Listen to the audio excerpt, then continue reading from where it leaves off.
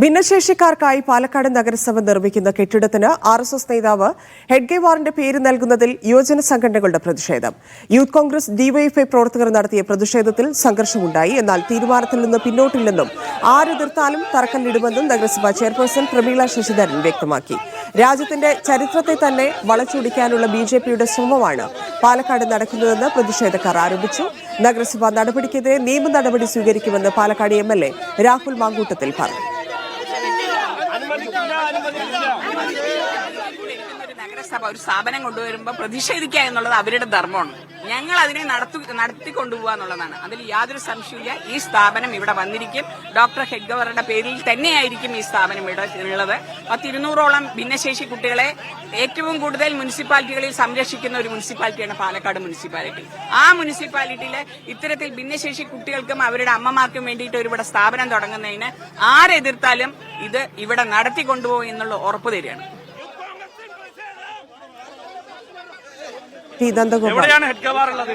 ഇന്ന് ഹെഡ്ഗേവാറാണ്, നാളെ സവർക്കറാണ്, മറ്റന്നാൾ ഗോഡ്സെയാണ്.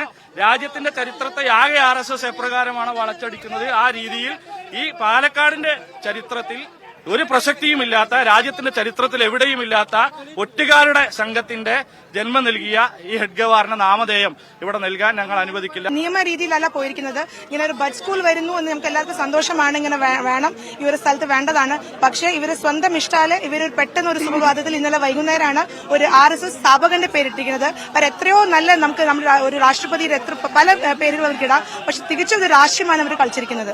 ഈ പദ്ധതിയുടെ പേര് RSS സ്ഥാപക നേതാവിന്റെ പേരിടുന്നതിനാണ് ഇന്നത്തെ ഞങ്ങളുടെ ഈ പ്രതിഷേധം. ഇന്ത്യൻ നാഷണൽ കോൺഗ്രസിന്റെ നേതൃത്വത്തിലുണ്ടായ പ്രതിഷേധം.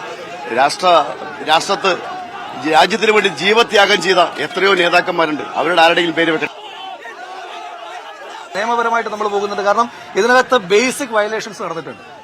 ഇത്തരത്തിലൊരു പേര് കൊടുക്കുമ്പോൾ മുനിസിപ്പൽ കൌൺസിൽ വെക്കണമെന്ന് പറയുന്നത് അടക്കമുള്ള ബേസിക് വയലേഷൻസ് ഉണ്ടായിട്ടുണ്ട്. അതോടൊപ്പം തന്നെ ഇതൊരു CSR ഫണ്ടിലാണ് വരുന്നത്.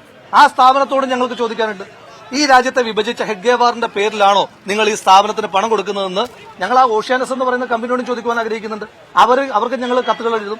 അതുപോലെ തന്നെ തദ്ദേശ സ്വയംഭരണ സ്ഥാപന വകുപ്പ് മന്ത്രിക്ക് യൂത്ത് കോൺഗ്രസും പരാതി കൊടുക്കുന്നുണ്ട്. പാർലമെന്ററി പാർട്ടി അതുപോലെ തന്നെ നിയമപരമായി മുന്നോട്ട് പോകുന്നുണ്ട്. ഇത് നിയമപരമായും ജനങ്ങളെ അണിനിരത്തിയുള്ള പ്രതിരോധത്തിലൂടെ ഞങ്ങൾ മുന്നോട്ട് പോകും. ടി നന്ദഗോപാൽ ചേരുന്നുണ്ട്. നന്ദഗോപാൽ, ചടങ്ങ് നടന്നില്ല, വലിയ പ്രതിഷേധവും കയ്യാങ്കളിയിലേക്കും കാര്യങ്ങൾ കടന്നു. അവിടെ വാഴവെച്ച് പ്രതിഷേധവും നടത്തി DYFI. അതിനപ്പുറത്തേക്ക് ഇത് നിയമപരമായിട്ട് എങ്ങനെ നേരിടുമെന്നാണ് യൂത്ത് കോൺഗ്രസും DYFIയും പ്രതികരിച്ചത്. നഗരസഭാ നിലപാടിൽ ഉറച്ചു നിൽക്കുകയാണ്. തന്നെ വലിയ രീതിയിലുള്ള പ്രതിഷേധമാണ് ഈ കെട്ടിടത്തിന്റെ നിർമ്മാണവുമായി ബന്ധപ്പെട്ട് ഉണ്ടായത്. അതായത് RSS നേതാവായ ഹെഡ്ഗേവാറിന്റെ പേരിലാണ് ഈ ഭിന്നശേഷി കേന്ദ്രം വരും എന്നുള്ളത് നഗരസഭ അറിയിച്ചത്. ഇതോടുകൂടിയാണ് കോൺഗ്രസും DYFIയും വലിയ തോതിലുള്ള പ്രതിഷേധവുമായി തറക്കല്ലിടുന്ന മേഖലയിലേക്ക് എത്തുകയും ചെയ്തത്. ആദ്യം യൂത്ത് കോൺഗ്രസ് എത്തി പ്രതിഷേധം നടത്തി. തൊട്ടു പിന്നാലെ പോലീസ് യൂത്ത് കോൺഗ്രസ് പ്രവർത്തകരെ ഇവിടെ നിന്നും അറസ്റ്റ് ചെയ്ത് നീക്കി. പിന്നാലെ DYFI പ്രവർത്തകരും ഇവിടെ എത്തി വലിയ രീതിയിലുള്ള പ്രതിഷേധം നടത്തുകയായിരുന്നു. ഇവർ ഈ ഫലകം ഉൾപ്പെടെയുള്ളവ എറിഞ്ഞ് പൊട്ടിക്കുന്ന നിലയിലേക്ക് പോയി. തറക്കല്ലിടാൻ സമ്മതിക്കില്ല എന്നുള്ള നിലപാടിലായിരുന്നു DYFI പ്രവർത്തകരുമുള്ളത്.